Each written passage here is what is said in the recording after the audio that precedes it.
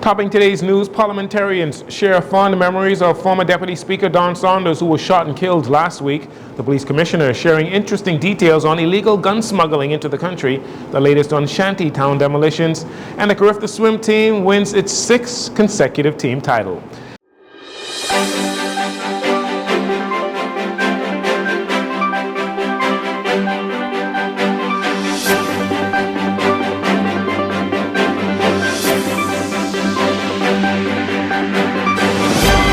Good evening, Bahamas. I'm Jarino Saunders. This is your JCN Evening News. It's a pleasure to have you join us.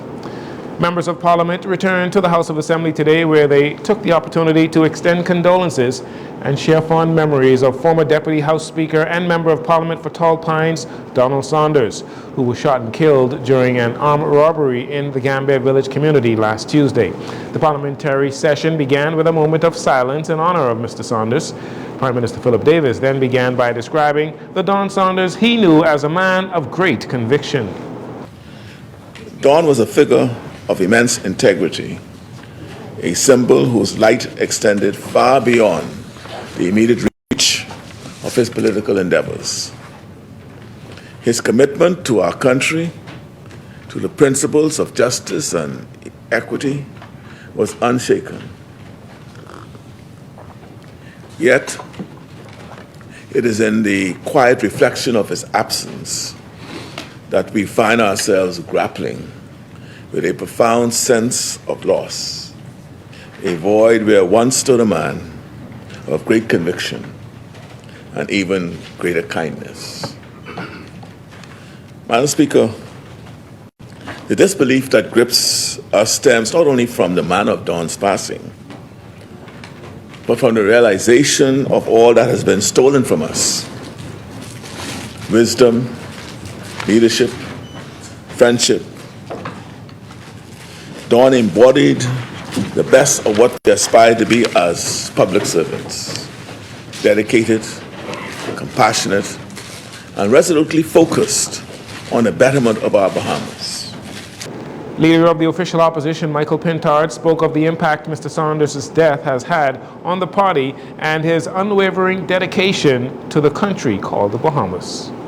His untimely and tragic death has wounded many of us deeply.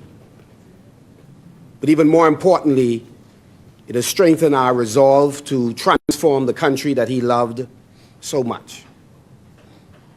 Don, as many Bahamians would now know, is a twin. And one of the striking statements his brother made was that Don, though he had many opportunities to travel and live elsewhere, he made a determination, no matter how difficult it got, in business, in politics, or otherwise, that he was determined to stay in the Bahamas and to work to change it. Those of us who knew him well knew that he was committed to this country. Police investigators have 3 men in custody who they are questioning in connection with Mr. Saunders' homicide. After a clear rise in gun violence and continuous firearm seizures in the capital in recent weeks, Police Commissioner Clayton Fernando today revealed current trends in weapons smuggling, which is lending to the spike in gun violence in country. During a press conference at the police headquarters, Commissioner Fernando detailed police efforts and difficulties faced while tackling illegal weapons trafficking. There's a lot of new trends that we continue to see. We continue to connect with our U.S. partners. We know that the courier services continue to be a challenge for us. About 2 weeks ago, a package came in through the Berry Islands, and we note now that the islands are being targeted, easy target, with weapons coming in and eventually comes down into New Providence, the big city.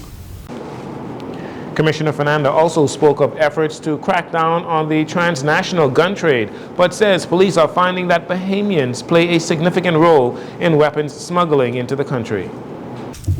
We are dealing with that in terms of putting plans of action in place. We are working jointly as well with our custom department. We are getting some excellent results, and we know that it is our very own who may have dual citizenship between the U.S. and here, who we know are purchasing weapons. You saw just a week ago the U.S. released where a Bahamian was charged for so many weapons that he was trafficking coming from the U.S. here. So it's our very own. Commissioner Fernando revealed police are identifying the central figures in the transnational gun trade and are welcoming a partnership with the public to find individuals involved in weapons smuggling. The Davis administration has been dedicated to removing unregulated communities throughout the Bahamas, with the most recent exercises taking place on Eleuthera, where several shanty communities have been identified and hundreds of eviction notices issued on Spanish Wells, Russell Island, and a large shanty community in North Eleuthera called Blackwood, in addition to some smaller communities in southern Eleuthera. Today, Minister of Works and Family Island Affairs Clay Sweeting says the unregulated task force will continue with those demolition exercises until everything is under control. We are now dealing with Eleuthera. We expect to go back at the end of, they've already served notices to over 200 structures in Eleuthera, inclusive of Russell Island, area called Blackwood, Palmetto Point, and some areas in South Eleuthera. So once we finish those, then we'll do an assessment whether we'll come back to New Providence or we'll deal with another island such as Andros, which would be the next family island I anticipate that we deal with. But we are still continuing with the team, the unregulated task force, and we'll continue to move throughout New Providence and deal with all those. We serve some notices on some homes by the Wellfield, so we are aware of that area as well. Minister Sweeting says, as for New Providence, there are still sections of All Saints Way in southern New Providence, that's the southwestern part of New Providence. There are parts of that community that were not demolished due to road infrastructure complications. However, he says the Unregulated Communities Task Force will revisit that area with a view of completing the demolition exercise there.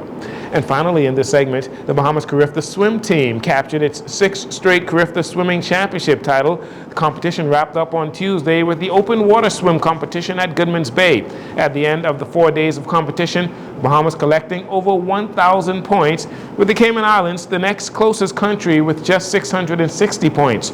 Trinidad and Tobago third, 639 points. In the medal standings, the Bahamas finished with 34 gold, 39 silver, 28 bronze medals for a total of 101 medals. Trinidad and Tobago finished second. They had 56 total medals, including 24 gold. In total, 25 countries participated in this year's Carifta Swim event, the 2025 edition of the Carifta Swim Championships. They'll be held in Trinidad and Tobago. We'll take a break here. We'll be right back after these commercials.